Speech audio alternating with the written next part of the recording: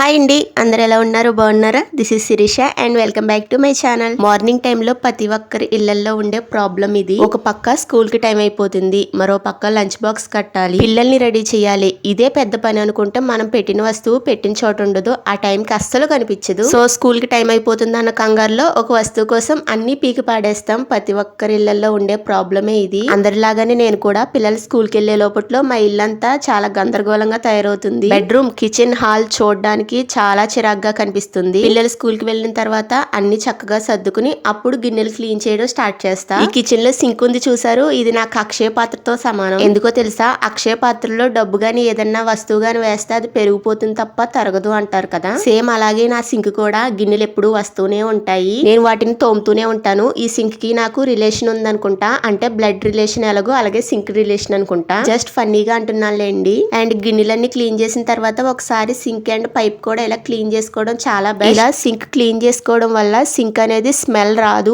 అలాగే నాచు పట్టదు, చాలా క్లీన్ గా ఉంటుంది. ఎవరైనా వచ్చినప్పుడు చాలా హైజీనిక్ గా కనిపిస్తుంది. నేను చాలా మంది ఇళ్లలో అబ్జర్వ్ చేశాను, సింక్ మొత్తం నాచు పట్టేసి చాలా చిరాగ్గా ఉంటుంది. మన ఇంటికి ఎవరైనా వచ్చినప్పుడు కూడా అలా చిరాకు పడకూడదు. సో అందుకే ఎంత ఒక 5 మినిట్స్ టైం స్పెండ్ చేస్తే సరిపోతుంది. లాస్ట్ లో ఒక 5 మినిట్స్ ట్యాప్ అలా ఓపెన్ చేసి ఉంచేస్తే సింక్ లో ఏవైనా డస్ట్ గానీ ఉంటే ఆ వాటర్ వల్ల అది కూడా బయటకు వెళ్ళిపోతుంది. సింక్ అనేది క్లీన్ గా ఉంటుంది, స్మెల్ రాకుండా ఉంటుంది. అవసరమైతే లిక్విడ్స్ కూడా యూస్ చేసుకోవచ్చు. 4 డేస్ నుంచి వర్షం కురుస్తూనే ఉంది, అసలు కాల్ తీసి బయట పెడతాక కూడా లేదు, అంత వాన. సరే వాన వస్తుంది కదా అని స్నానం చేసి ఫ్రెష్ అవ్వడం మానేయలేం కదా, అంతలా వాన వస్తుంటే మాసిపోయిన బట్టలు ఎలా ఉతకాలండి? అందుకే విడిచిన బట్టలన్నీ మూట కట్టి అలా పక్కన పెట్టాను. ఫైనల్ గా ఈ రోజు సూర్యదేవుడు దర్శనం ఇచ్చాడు. ఇంకా అంతే, నిమిషం కూడా గ్యాప్ లేకుండా బట్టలు ఉతకడం స్టార్ట్ చేశాను. ఆల్రెడీ 2 బకెట్లు ఉతికి ఆరేసాను, ఆ వారేలోపు ఇంకో బకెట్ కూడా ఉతికేసి తీసుకొచ్చాను. ఆరిపోయిన బట్టలన్నీ తీసి మళ్ళీ ఉతికినవి మళ్ళీ ఆరేస్తున్నా. చక్కగా మంచి బట్టలు వేసుకుని రెడీ అయ్యి తిప్పుకుంటూ తిరిగినప్పుడు బాగా ఉంటుంది, ఆ ఉతికేసరికి తల ప్రాణం తోక్కొస్తుంది. నా బట్టల వర్క్ అయితే ఫినిష్ అయిపోయింది.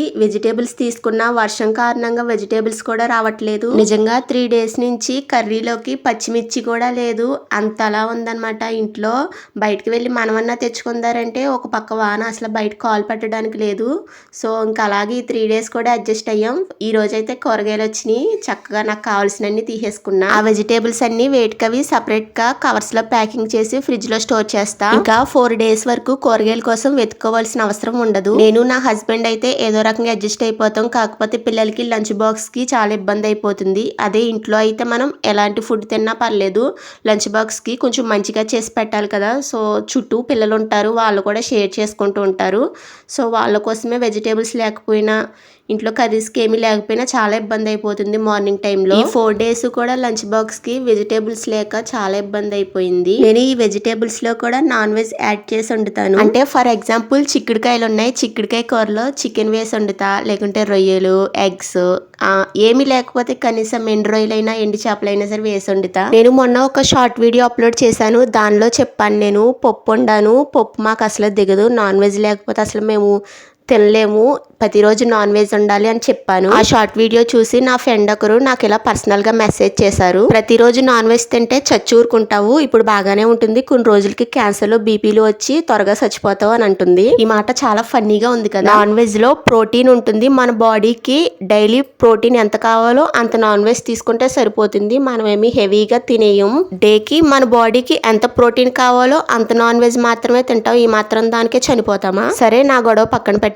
మీ ఆలోచన విధానం ప్రకారం చెప్తా. ఆకులు అలములు తిని బాధపడుతూ 100 ఏళ్ళు బతకడం కన్నా నచ్చిన ఫుడ్ తిని ఆనందంగా 50 ఏళ్ళు బతికినా సరే చాలు నాకు. అదృష్టవంతులు అంటే ఎవరో తెలుసా? మనం ఎంత తిన్నా చక్కగా అరిగిపోయిన వాళ్ళు, నైట్ అవ్వగానే మంచం మీద పడుకోగానే చక్కగా నిద్రలోకి జారుకున్న వాళ్ళు, వీళ్ళు అదృష్టవంతులు. అంటే ఆ విషయంలో అయితే నేను చాలా అదృష్టవంతురాలని. నేను ఏం తిన్నా చక్కగా డైజెషన్ అవుతుంది, నేను చాలా హెల్దీగా ఉన్నాను. ఒకసారి మీరే చెక్ చేసుకోండి మీ హెల్త్ ఎలా ఉంది. మా పాక దగ్గరికి అయితే వచ్చాను, నేను డైలీ వస్తాను ఈ పాక దగ్గరికి, కాకపోతే ఏంటంటే వీడియో షూట్ చేయను, వచ్చిన వర్క్ చేసుకుని వెంటనే మళ్ళీ ఇంటికి వెళ్ళిపోతాను.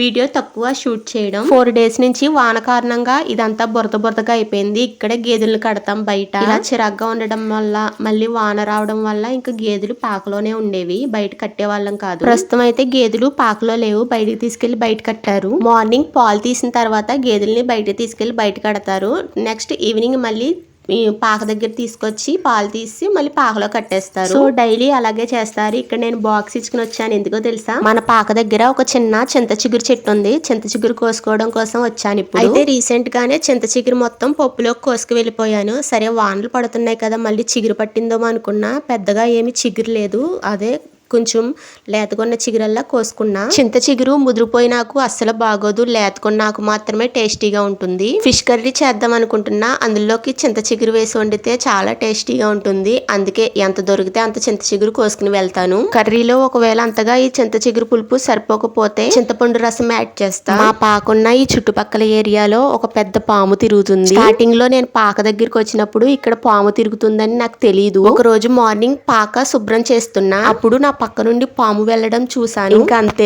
ఏముంది, చీపురు అక్కడ పాడేసి పెద్ద పెద్ద కేకలు వేసుకుంటూ మా ఆయన దగ్గరికి వెళ్ళిపోయా. తను బయట క్లీన్ చేస్తున్నారు. అప్పుడు తను చెప్పారు, నీకు చెప్పడం మర్చిపోయాను, ఆ పాము ఏమీ చేయదు, జస్ట్ ఇక్కడ తిరుగుద్ది అంతే, ఎప్పుడు తిరుగుద్ది, ఏం చేయదు అని చెప్పారు. ఇక అప్పటి నుండి నాకు భయం పోయింది. చాలా సార్లు నా ఎదురుగా వెళ్ళినా పట్టించుకునేదాన్ని కాదు. ఆ పాము చాలా లావుగా చాలా పెద్దదిగా ఉంటుంది. చాలా ముసలి పాము అంట. ఈ చెట్టు కింద కన్నం ఉంటుంది. అప్పుడప్పుడు ఆ కన్నం దగ్గర కూడా చాలా సార్లు కనిపించింది. ఈ చెట్టు పేరేంటో మీకు తెలుసా? తెలిస్తే నాకు కామెంట్ చేయండి. నాకైతే తెలియదు. ఆకుల్ని ఇలా చేత్తో టచ్ చేయగానే ముడుచుకుపోతున్నాయి. పాక దగ్గరికి వచ్చినప్పుడల్లా ఈ చెట్లతో కాసేపు ఇలా ఆటలాడి వెళ్తాము. చిన్న మొక్కలే కాదు, పెద్ద పెద్ద మొక్కలు ఉండేవి. నేనే పీకేశాను. ఎందుకంటే చెప్పులు లేకుండా పొరపాటున మనం పాక దగ్గరికి వస్తే ఆ చెట్లకి ముళ్ళు ఉంటున్నాయి, అవి కాళ్ళకు గుచ్చిపోతున్నాయి. అందుకోసం కొంచెం చింత చిగురు మాత్రమే దొరికింది. నాకు కర్రీకి కరెక్ట్ గా సరిపోతుంది. వీటిని జల్ల చేపలు అంటారంట. ఇవి పొలంలో దొరికితే తీసుకొచ్చారు. వీటికి ముళ్ళు ఉంటుందంట. ఆ ముళ్ళు చేతికి గుచ్చుకుంటే చాలా నొప్పి వచ్చేస్తదంట. సో అందుకోసం ఎక్కువగా తీసుకురాలా, కొన్ని మాత్రమే తీసుకొచ్చారు. ఈ చేపల మట్టికి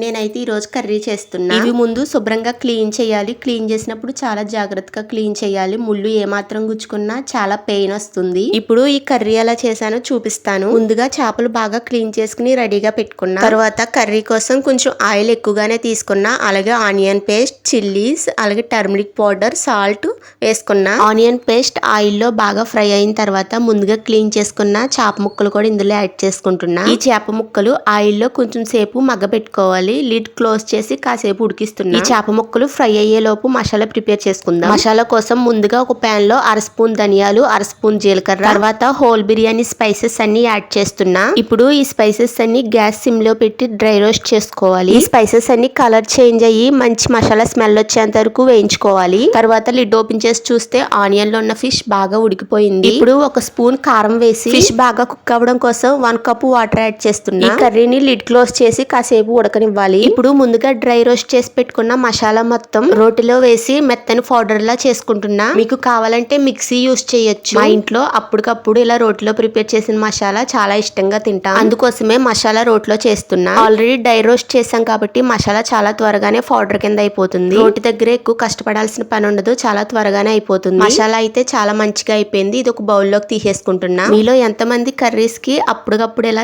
రోట్లో చేసిన మసాలాని ఇష్టపడతారు? కామెంట్ చేయండి. దీన్నే గరం మసాలా అంటాం. గరం మసాలా అయితే రెడీ అయిపోయింది. ఇప్పుడు అల్లం వెల్లుల్లి పేస్ట్ రెడీ చేస్తున్నా. ఇది కూడా రోట్లోనే ప్రిపేర్ చేస్తున్నా. మనం చేసే పని ఇష్టంగా చేయాలే గానీ పెద్ద కష్టమేం అనిపించదు. మా ఆయన అంటారు, అంత కష్టం ఎందుకు, మిక్సీలో ప్రిపేర్ చేయొచ్చు కదా అని. చేసిన వంట నోటికి రుచిగా ఉండాలంటే ఇలా కష్టపడాలి. అదేంటో గానీ చాలా విచిత్రం ఏంటంటే మనం ఎక్కువగా కర్రీ చేసుకున్నప్పుడు ఆ కర్రీ టేస్ట్ అనిపించదు. తక్కువగా కర్రీ చేసుకున్నప్పుడు ఆ కర్రీ చాలా టేస్టీగా ఉంటుంది. ఇక్కడ అల్లం వెల్లుల్లి పేస్ట్ అయితే రెడీ అయిపోయింది. ఇక్కడ చేప ముక్కలు కూడా బాగా ఉడికిపోయాయి. ఇలా చేప ఉడికిన తర్వాత మనం ఇందాక కోసుకొచ్చిన చింత చిగురు మెత్తగా నలిపేసి అప్పుడు ఇందులో యాడ్ చేసుకోవాలి. అదే చింత చిగురు ముందు యాడ్ చేస్తే పులుపుకి చేప ముక్క ఉడకదు, అందుకే లాస్ట్ లో యాడ్ చేసుకోవాలి. తర్వాత మనం రెడీ చేసి పెట్టుకున్న గరం మసాలా అలాగే అల్లం వెల్లుల్లి పేస్ట్ యాడ్ చేసి ఒకసారి మిక్స్ చేసి మళ్ళీ లిడ్ క్లోజ్ చేసి కాసేపు ఉడకనివ్వాలి. ఒక 5 నిమిషాల తర్వాత లిడ్ ఓపెన్ చేసి చూస్తే కర్రీ అయితే రెడీ అయిపోయింది. చేప బాగా కుక్ అయింది అండ్ గ్రేవీ కూడా చాలా థిక్ గా వచ్చింది. అండ్ మనం కోసుకొచ్చిన చింత చిగురు పులుపు కూడా కరెక్ట్ గా సరిపోయింది. ఇక గ్యాస్ ఆఫ్ చేసుకుని కొత్తిమీరతో సర్వ్ చేసుకుని